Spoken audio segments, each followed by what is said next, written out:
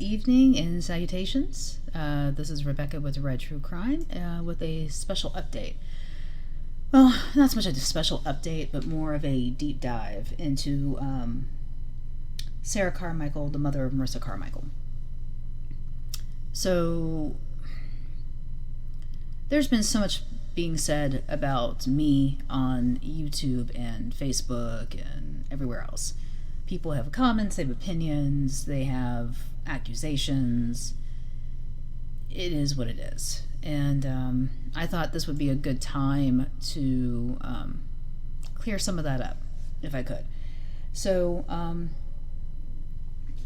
let's start from the very beginning. January 14th is when Marissa Carmichael went missing. I heard about it maybe the 15th or the 16th, and that's when I started following the case. Now, let's fast forward a little bit.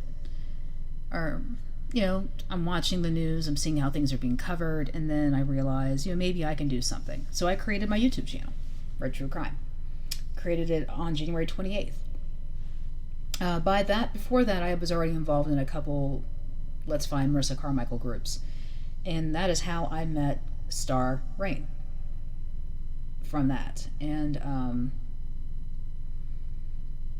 got involved there. Now, it was a good month later. I did a little pilot episode of Marissa back on January 28th, and I didn't do anything for the longest time because I was involved in the group, and it was bigger than just me and my channel at that point. Once we discussed it as a group about me going live more and doing these videos, we were all gung-ho. And I released the first video on February 24th, if I'm not mistaken. So, I'll have to check the date on that, but I'm pretty sure it was February 24th. So, I reached out to Sara on the 20th of February, just to try to talk to her and see if I can get some more information about Marissa. And, all I said was hi. That's it.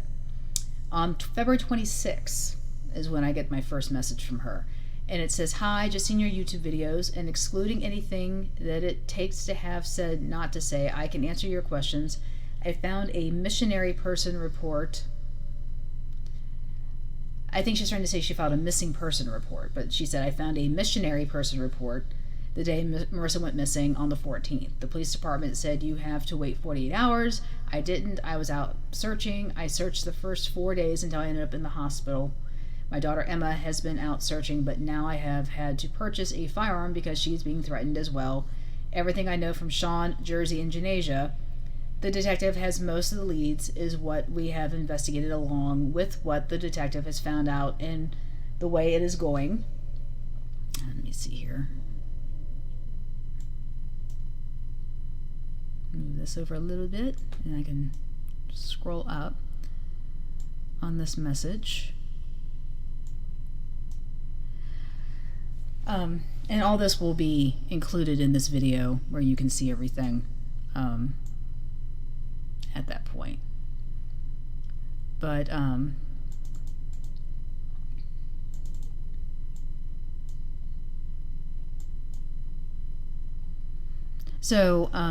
she's talked to me about Janasia, Sean, and Jersey, and telling me about her thoughts on them in this first message, about how everything is being handled by the detective, and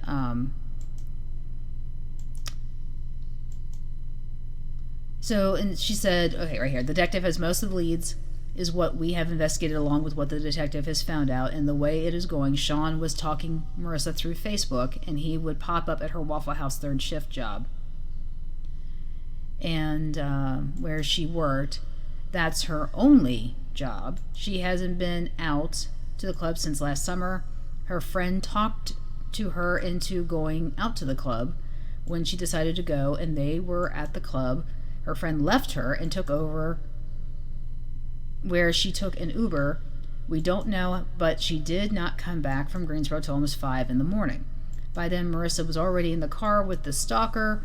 He was very charming because his job is sex trafficking, but Jersey did not bring her home like he promised. He tricked her. If you've heard the 911 call, the full 911 call, he told her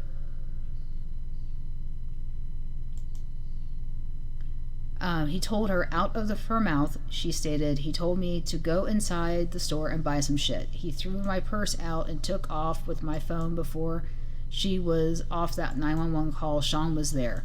You hear him in the background, and this is verified by the videotape of him say, you need a ride. He sees her in distress, and she says, and you hear her to my house. The clerk at the store said, apologize. The clerk at the store said he's a good guy. He comes in here all the time. And let's see. All the time. She was drunk. She went with him. Now I missed the call. And so she gave me a full, like, step-by-step of what she was dealing with here. And, I apologize. I'm reading this. But, she was drunk. She went with him. Now I missed the call at 5:08 that morning. When I looked back, it was Sean's number, and out of them, text me questioning him in between what he told the detective has sent him a big time because he lied. He lied about the time frame. He lied a lot of the things. I have organizations involved. I have the QX organization. I have the 857 Hope organization. I have messaged Texas Equity. And I think she meant Texas Equus Search. I have our small group of friends searching. I have people from my husband's work searching. I'm in touch with the detective every day, and I will not give up hope that my daughter will get home. That's the only thing that keeps me going. My grandkids are counting on me to get their mom home. Marissa was told the day before she went missing her kids would be returning home as of now. Because of my illness and me out searching and the threats that we're getting, I don't have kids at my house, and the kids' dad is looking out for the kids and trying to hold them together. Now, this is dated February 26th. So let's clear up lie number 1.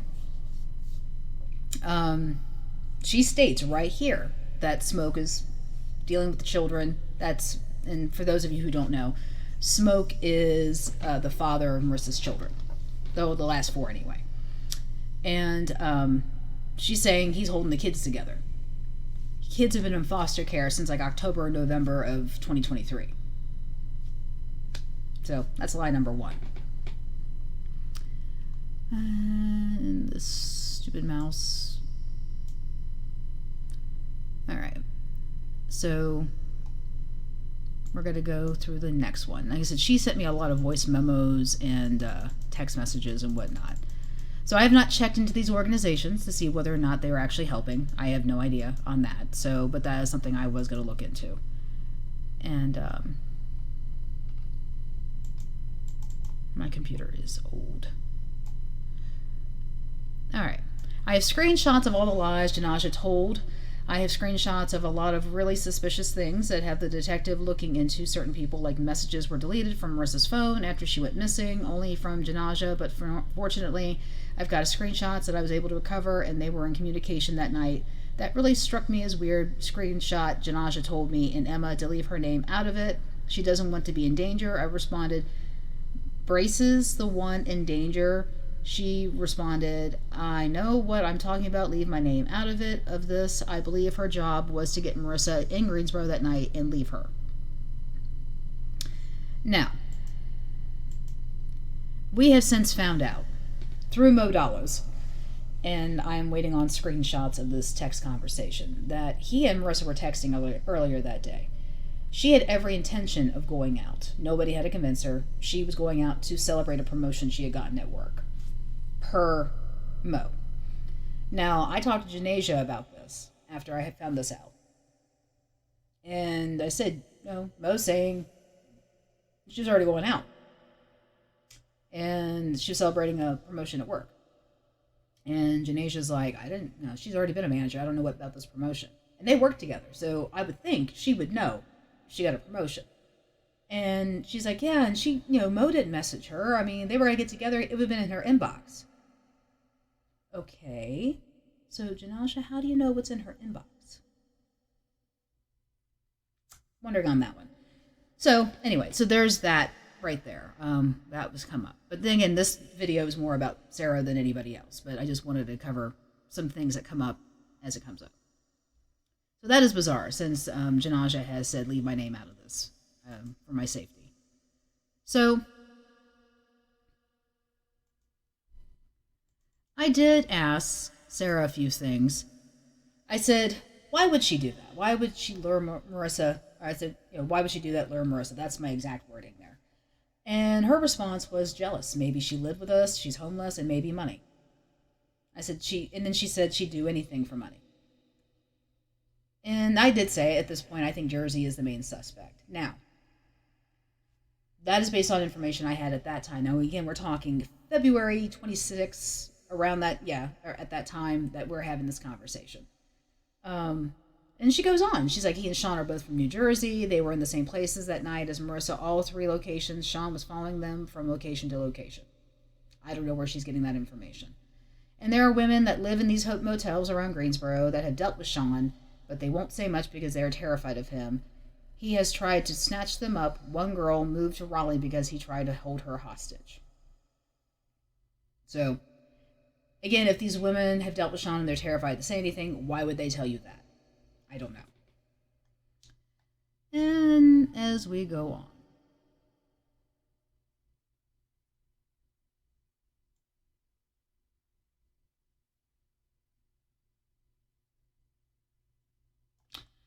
And then she sends me a screenshot of Naja's Facebook. And the screenshot shows Naja's screenshot. It says, okay, she's awesome. I don't want my name dropped. I've been setting up stuff with the news people. Don't drop my name. Okay, she's awesome. I'm assuming this is coming from Emma. And then Naja says, I don't want my name dropped. And then the response is, I've been setting up stuff with the news people. Don't drop my name at all. I'm in danger. A show. How are you in danger? Trust me, I know it. Marissa is the one that's really in danger. If you know anything that can help her, please say something. Actually, I take that back. This is a conversation between Naja and Sara Carmichael. And this was sent to me on February 26th. And I did ask her a question. This is, because again, this conversations we've had going on from February 26th through basically the beginning part of April. And I asked her, I said, I do have a question. I said, what was the reason for the search party at Lake Brandt and the house on Elsie Lee? Now, that was a tip that had come out that the Missing Person Foundation, which is Jamie Lifford, who's a friend of the family, they were going there, but they had no reason to tell us. They wouldn't explain what was there. She did say, Jamie Lifford did tell me later that they did get it from a reliable source that most likely she's dead and that's where her body is. Nothing's been found. So we talk about search parties. And then I ask her flat out, let's see here. I said, Sarah, where do you think Marissa is? And why are the police treating Sean like a witness? Because the news report had already come out. Because, at this point, we're about a month out from when more than a month out that Marissa had been missing. And they had said, the person who dropped her off, not a suspect, was a witness. And her response to that question was, I believe he's holding her captive in a motel, struggling her and trafficking her. And I'm not sure what struggling is, but whatever. He wanted her so bad, he lied to me and said I had never seen her a day before in my life, but he had loved when she penned her location at the club, and then he was there at the club, and that's what I believe he really wanted her for a while. And she may have been familiar with his face because he likes to go to establishments that are open 24 hours. Sheetz, Exxon, Waffle Houses, and they're saying witness does their strategy so he doesn't lawyer up, stop lying. They're just waiting on warrants to come back to search things to do with him. Now, I had not spoken to the detective to the beginning of April. And I spoke with him, and myself, Star Rain was with me. He made it very, very clear that Sean was not a suspect, that he had investigated him fully, and that he had investigated him so much there was nowhere else for him to look. So that's at this point in February, Sarah's convinced Marissa's being held hostage in a hotel. A lot of things due to not hindering the investigation. The detectives don't tell us or tells us, the family, not to tell things, so it doesn't leave Sean to dispose of her if she's still alive or run off with her father away. I don't want to put her in any danger or worse.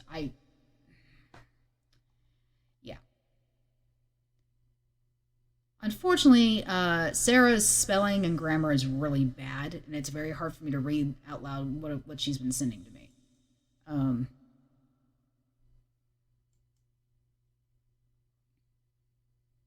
so, again, as I stated before, the police have ostensibly cleared Sean, because right now, until they get evidence showing he's connected, there's nothing they can do about him. And then I said, I understand that. And then here's her first of 2 voice memos she sent me. Hopefully you hear them. I try to talk into the microphone that types the words, but I'm recovering from a stroke in November, so sometimes the words don't connect fully. Okay, so at this point, she's saying she had a stroke back in November and she has issues with speech and words and whatnot. Marissa was not even dressed to go out. She hadn't planned on going out. She was wearing t-shirts, jeans, and a sneaker. No makeup, no nothing. She hadn't planned on going out. Her friend talked her into it. Now, Naja has stated multiple times that she never convinced Marissa to go out that night. They were just going to go out, that there was no convincing of this. So, this is where we also have Sarah starting the narrative that Sean, Jersey, and Naja are to blame for Marissa's disappearance. This is where she really starts honing in on blaming them for things.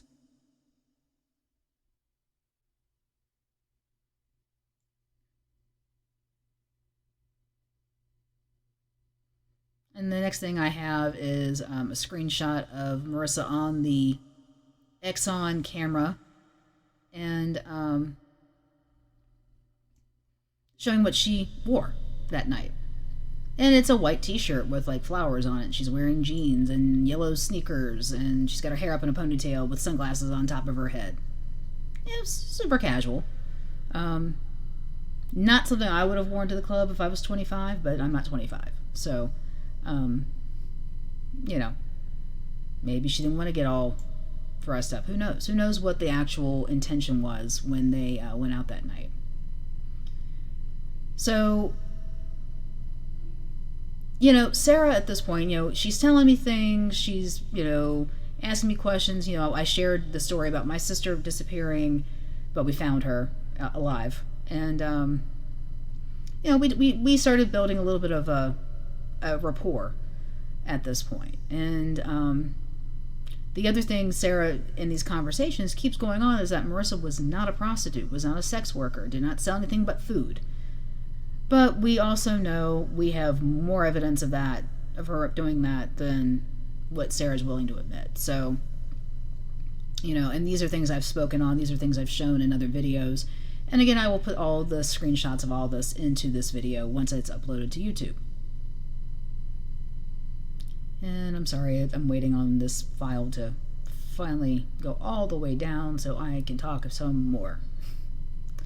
So, let's see. But like I said, February 26th, this is where I'm hearing from her stating Sean, Jersey, and Naja are to blame for Marissa. And we're almost there.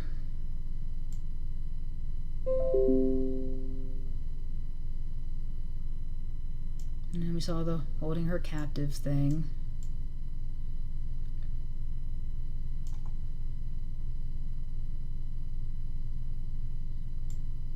Now, they keep talking about Sean like he was obsessed with her and that he had kidnapping charges. I've yet to see evidence of any of this. The detective even said there's no such thing. So, yeah, I know nothing about that. At this point, we had the voice memos I just played, and we have another one. I've been on the detectives about getting the footage from the Magnolia Motel that showed the parking lot of the Airbnb.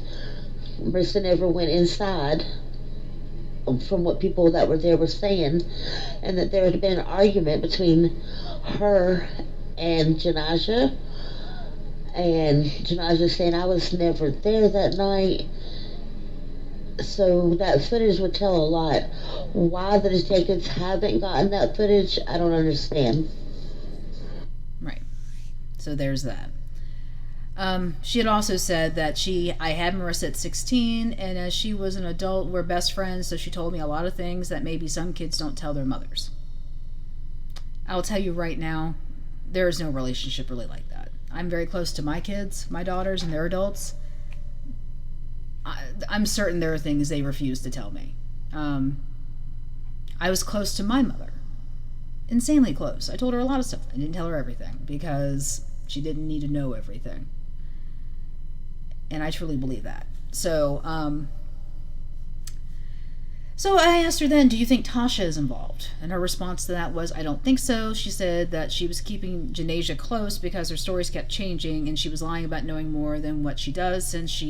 Since then, she has parted ways with Janasia, and as far as I know, I just was upset because I was in the hospital and she was saying she was the next of kin. She's not. She wasn't involved in Marissa's life like that, and she told me to take them to her to tell her all the information with the case, not to tell me because I'm on, well, I think she says I'm supposed to be on, but she says I own chemotherapy and things, and I can't understand what's going on, and that's not true. I can understand everything. Now, you just heard her say in a voice memo that she gets things confused because of her stroke. And now she's saying, I understand everything, I know what's going on. So take what you want from that. Now, for those of you who don't remember who Tasha is, Tasha Poplin, she is a relative of the family, and she's the person who drove Marissa and Janasia into Greensboro that night. So, and since the end of the detective has stopped talking to her, the first couple of weeks, and he's following leads that I'm finding, we're helping each other figure this out. So she's saying she's working hand in hand, essentially, with the detective.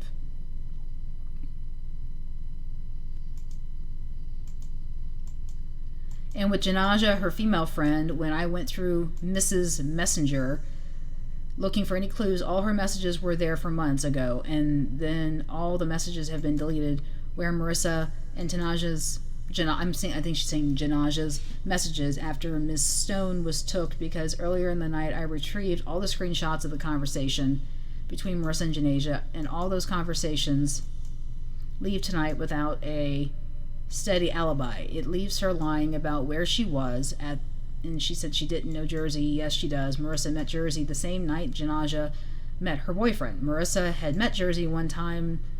Tonight's boyfriend knows Jersey and Sean, and I believe some of Janasia, somehow Janasia is protecting her boyfriend. Now, we have since found out that Janasia's boyfriend is a sex predator, a registered sex predator with little girls or boys. It's basically children under, I think his victims were 8 and 13. So, and I've posted his criminal record before. And there's more charges like stalking, resisting officers, drugs. I mean, he's got a plethora of charges. And then she said, I just can't figure out why she would say she's in danger. I don't like to accuse anybody of anything, but she said, trust me, I know. What do you know? And she made a post that said, let her go, bro. That was weird. I screenshotted that right before she took it down.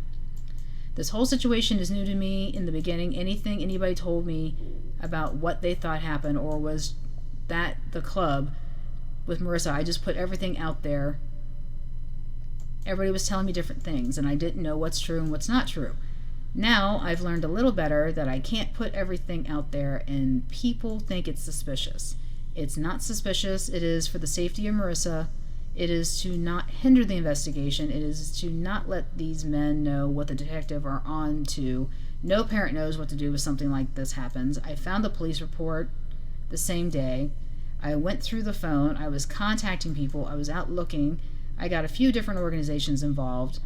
There are people out looking every day, night, different areas, and it's all from leads that we find, leads that people give us just to check into certain areas. We've checked into Asheboro because Sean's mother lives in Asheboro. Sean had court in Randolph County, but what is so mind-boggling and frustrating is people at these motels are saying, oh, I see that girl 2 weeks ago. She was drugged. Why didn't you call 911? If you say you see her, why wouldn't you call 911? And that is what is leading me to keep staking out, just sitting quietly and watching these motels where people are saying he's been spotted with other women. I do know she has gone out before looking for Marissa at these hotels, but has she gone out since then? That I don't know. And now we have 2 more voice memos. But in my heart, my instinct, my intuition is telling me Janaja, Jersey, and Sean. That's just what I'm feeling like. Nothing else makes any sense. Okay. So now we have that one. So again, her stating clearly Janaja, Jersey, and Sean. And another thing people don't know is that when the detectives questioned Sean, he said he dropped Marissa off at Cumberland Apartments because she has family there. She has no family in Greensboro. You can see Cumberland from the Exxon. She would have just walked across the street. He said he was only with Marissa 30 minutes, but by his phone records and her making calls, she got in his car around 3:45. She was making calls from his phone at 5:23. So he's lying. Okay. So what she's saying is correct. The Cumberland Court Apartments are literally across the street from the Exxon. Why he dropped her off there, she could have just walked across the street. Now, whether she has family there or not, that I do not know. I'm going to take Sarah's word at that she doesn't have any relatives there. But it's across the street, so not sure why he dropped her off there. Now, I did ask her if Marissa was pregnant, and she said, voice memo, No, her tubes were tied. Her last baby was a C-section. She got her tubes tied. Okay, so we have that. And then we have another voice memo after that. And Jersey had said he left Marissa money. It's on video. You didn't leave her money. You didn't feel bad because you were dumping her and tricking her to get out of the car. You threw her purse. You took off with her phone. And Sean was right there waiting for her. It's just as far as everybody that the detectives has questioned and what they've told me, what they've told the detective, and what they've told other people, and screenshots and video, and that Jersey, Sean and Janaja have all lied and had multiple stories of their interactions with Marissa that night. Okay. So again, her putting the blame on Sean, Jersey, and Janaja. Again. Now, I did ask her right after this. I said, have the police talk to Jersey? And I do know for a fact that the detective did talk to Jersey after the meeting Sara and I had with him. He did say that. Now, she did say yes.